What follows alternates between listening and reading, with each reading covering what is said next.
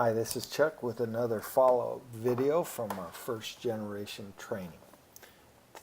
What I'm going to talk about this time is just a review of the 3/3 process using the first command. We did this.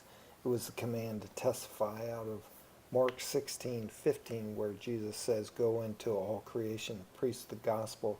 The application of that is to develop a testimony so we can begin to share the good news that's happened in our life.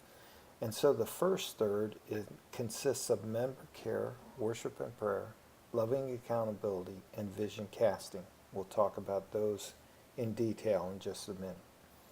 Then we go to the second third, which is a new lesson. It comes out of Mark 5:1-20, the story of the demoniac, going back and telling his story. And we use head, heart, and hands as a method to analyze that biblical passage or story.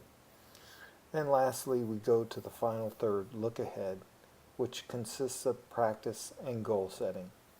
Now, as you look at the 3/3 process, there are things that are found in almost every Bible study, like members' care, worship, and prayer in a new lesson.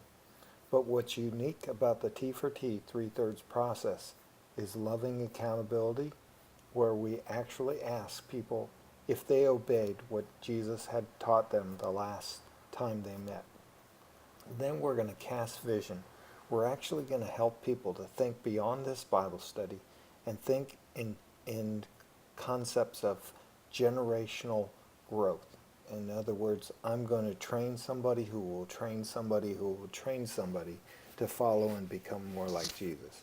And we're going to cast this vision every week, every time we meet.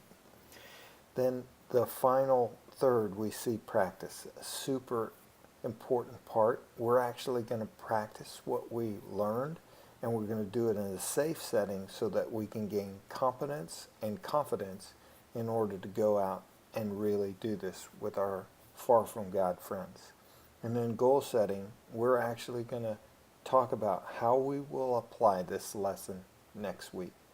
When I look at the 3/3 process, I think about how important it is.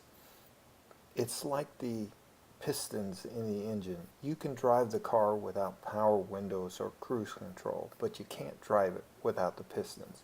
And to me, this is what makes the T for T 3/3 process really work. It is the red parts. And so we want to make sure that we don't eliminate any of these parts from our meetings and our Bible studies.